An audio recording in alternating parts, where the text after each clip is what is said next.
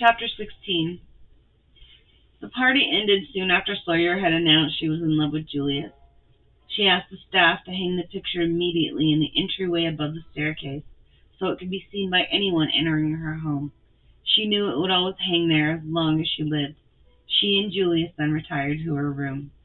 When they entered, he sat on the edge of the bed, still in shock about what she had done. "Are you sure that was the best thing to do, Sawyer?" he asked her, concerned. "Yes, I'm sure. I love you, and I will no longer hide it. I have to tell you something." He looked up at her as she came closer and noticed she looked concerned. "What is it?"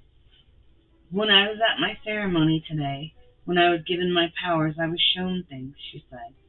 "What kinds of things?" he asked, confused. "Things about my future and my purpose. My soulmate is the key to my purpose, and my purpose is to save the Earth from destruction. Saving the planet would mean saving you, Julius," she tried to explain simply.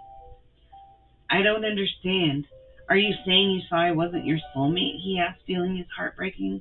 "No, I still don't know who it is. But if it's not you, Julius, I can't fight it. I cannot save your life if I refuse to connect to my soulmate, and I will do anything to keep you safe, even if it means both of our hearts will break," she said sadly. "So you don't know who it is still?" he asked. "No, I didn't see anything, but I felt everything," she said. "You didn't feel me with you, though," he said, and his voice caught in his throat. "Julius, I will feel you with me for all eternity. Your face will be forever etched in my brain. I do not get to choose who my soulmate connects with, but I get to choose you with my heart," she said, and put her hand on the side of his face. He looked at her in misery and said inconsolably, "Sawyer, I don't think I can go on without you. I can't stand the idea of losing you when I just found you." "I can't save you without my soulmate, Julius," she said. "I don't want to be saved then, Sawyer," he said desperately. He couldn't imagine trying to live without her. He had spent centuries without knowing love. Now that his heart had finally woken up, he couldn't shut it off. He knew they existed in a bubble right now, but the thought of losing her was terrifying to him. He put his arm around her and drew her in close to him. She wanted to save him, even if it broke her own heart. He didn't want to exist without her.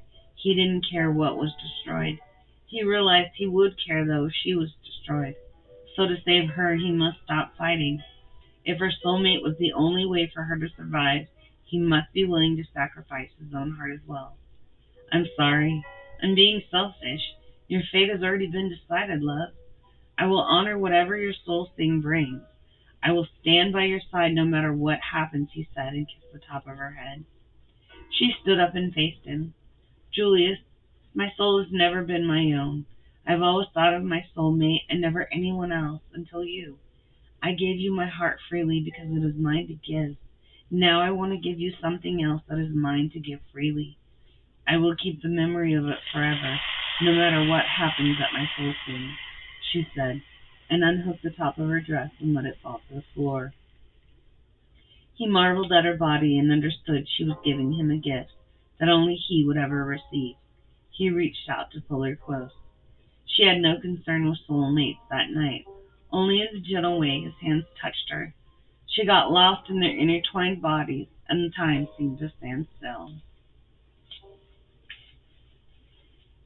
He wanted it to last forever, and took his time and care with her. He might only have a few days left, and he intended for her to remember them for a lifetime. She was so lost in him that she didn't notice the ethereal thread intertwining around their hearts that night. But when she would look back on that night in the years to come, she could still feel it. Her heart would always give a tug when she thought of him, and she wondered if he felt it also. In the pre-dawn hours, her soulmate looked out the window at the stars. Tonight had been heartbreaking for him. They rose together the next day, and she stretched luxuriously. She was starving, and they had to face everyone eventually. She got up so they could face everyone together. The mood amongst everyone was tense at best. She looked at the beautiful painting already hung when they came down the stairs, and her heart skipped a beat at its magnificence. She then asked everyone to meet them in the library. When they arrived, she spoke. "I've asked everyone here so we can clear the air. I think you made everything clear last night, Liam said sarcastically. Nothing has changed. My soul seeing will still happen regardless of my feelings for Julius, she stated. Sawyer, you're in love with someone else. Why would we be excited for your soul seeing, Lucas explained. A very dangerous someone else, Liam said angrily. Liam, you brought another woman and still love her, and I allow it. Besides, Julius will not hurt anyone. He understands that my fate cannot be stopped, Sawyer said, thinking Liam of all people should understand. What of our fate, Sawyer? Did you ever stop to think about how this would affect your soulmate if it wasn't Julius? Marcus asked. I thought about it for days, Marcus. I did not set out to fall in love, but the three of you will have to understand, especially since you have all loved before me, she said challengingly. That may be how you justify it to yourself, Sawyer, but I assure you, if it's me that is destined to be your soulmate, I will have a difficult time forgetting you loved my brother. My brother, who I might remind you, will remain in our lives. Have you given that thought? He asked, answering the challenge. I can't help who I love, Marcus, she said. What about us? Do you think we won't spend eternity looking over our shoulders? You have put us in danger, Sawyer. Do you really think Julius will let you go so easily? Lucas asked. Yes, because Julius understands what is at stake. He will let me go when the time comes, she answered naively. Then you are a fool and do not know my brother at all, Marcus stood up and yelled at her. Julius was across the room and had Marcus by the throat before anyone could blink. Do not ever raise your voice to her again, he said menacingly. Marcus and Julius stared at each other for a long time. Unspoken words exchanged between them before Julius let go of Marcus. Marcus straightened his shirt, and Julius came to stand behind Sawyer again. Sawyer understood in that moment that the three men had a valid concern. Julius was prone to anger, and it was easy to trigger him. Our point exactly, Liam said, pointing at Marcus. If he now attacks his own brother, who merely raised his voice, what will he do when our souls connect? Liam asked boldly. When she connects with her soulmate, I will not interfere. I will leave and go to the opposite end of the world. Before that night, though, I will not stand by and listen to any of you raise your voice to her, Julius answered for her. How can we trust that, Julius? You aren't known for an even temper, Lucas asked. I don't care if you trust me. I only care that she does, and I have vowed to her that I won't interfere, Julius answered. So you will leave me then also, Julius? What about Cassia? You will leave your family and never return. We will be broken by this. Both of us, Marcus said, and his voice caught in his throat at the thought of losing his brother. I will wish you the best, brother. But yes, I will leave you, Julius answered honestly, knowing it was he who would suffer the most if Marcus was her soulmate. What good is a soulmate if I lose you? I would be resentful towards her for eternity. No one wins in this scenario, Julius, Marcus said desperately, and Sawyer saw Marcus's stoic personality crack. I won't feel badly for loving Julius. You all have your opinions and your doubts, but when my soul sings for one of you, that will all go away. You can trust us or not, but I won't regret loving you, Sawyer said with more confidence than she really felt. Maybe you won't regret it, but one of us will on that night, Lucas said and walked out of the room. Cassie and Sawyer took a walk together after that. She felt lucky that at least all the girls seemed to be happy for her. Hunter was ecstatic and hugged her even. Everyone is angry at me, Cassia, she said miserably. I know, I've heard all about it. Liam and Lucas are terrified that Julius will kill him on the night of your soul sting if it's one of them, she answered. He has assured me he won't, Sawyer said. I'm sure he thinks he won't and can control himself, but Julius doesn't always have control of his rage. If he does something, it won't be because he didn't try to control himself. But I see the way he looks at you, Sawyer, Cassia answered, wondering if her brother really could control himself on that night. Do you really think he might snap? Sawyer asked, concerned. Maybe. I think he will try not to. I'm concerned that the second someone else touches you, he won't be able to control himself. Marcus and I will keep close to him, and if it is someone else, One or both of us will try to get him out quickly, Cassius said, trying to reassure him. What if it's Marcus, though? Then I will watch as both of my brothers' hearts break. Marcus will lose Julius, and Julius will lose you both, Cassius said sadly. Oh, Cassia, what have I done? Sawyer cried out. You have loved a man who needed to be loved. Don't ever regret that, because Julius deserved to be happy, if only for a brief time. Marcus will move on, and I will stand by Julius, she answered kindly. I do love him, Sawyer said, thinking of Julius and smiling. I know you do. Don't feel bad no matter what happens. Who you love in the past does not define who you love in the future. They have all loved before you, and deep down they all know that. They must accept you for who you are. If they don't, then they aren't really your soulmate, she said. That's a great point, Cassia.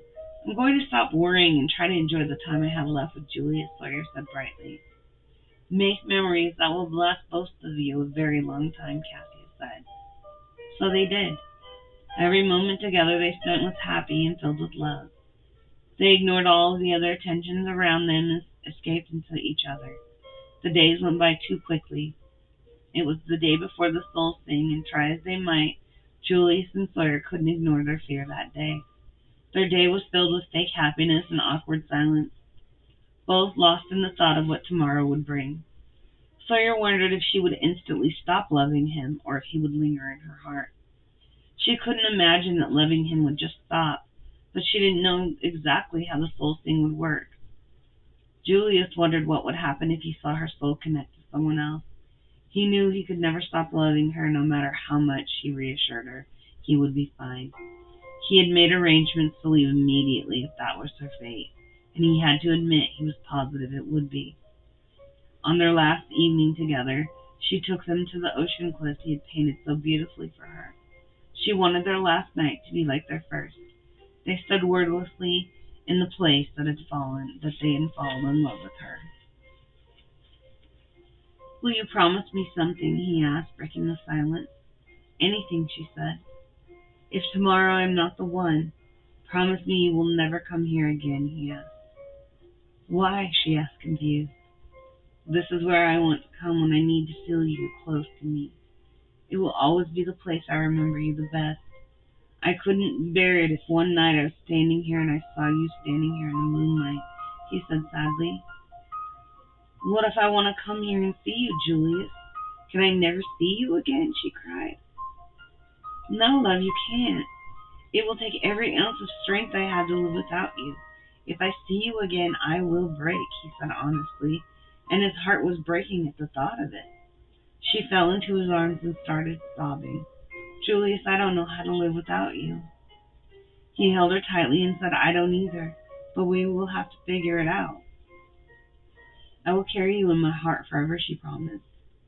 I will also, but that will never be enough to mend it ever again, he answered. She looked up into his eyes, those eyes she always found so familiar and comforting. Are you saying goodbye to me right now? He asked. He looked back at her with tears slowly rolling down her face. Yes, I am, love. You have been the most remarkable person I have ever known. I will love you until the day I die. I want you to live a wonderful life full of happiness.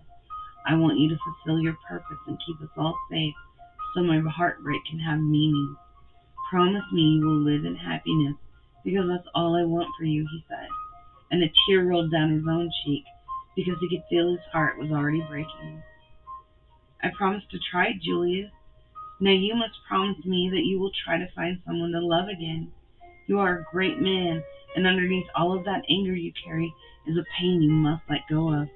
You have a wonderful heart, Julius. Try to share it again someday. I will leave this place for you, but don't use it to be sad. Come here to remember that you are loved and were loved. Come here for hope, she said. I promise to try, Sawyer. They locked into one another's arms and watched the moon sink down out of sight. The moon that would replace it tonight would be the one that decided their destinies. The sun was coming up to take its place. They turned to leave the place that had become theirs, and now would only belong to Julius. They would remember this last night together as bittersweet for the rest of their lives.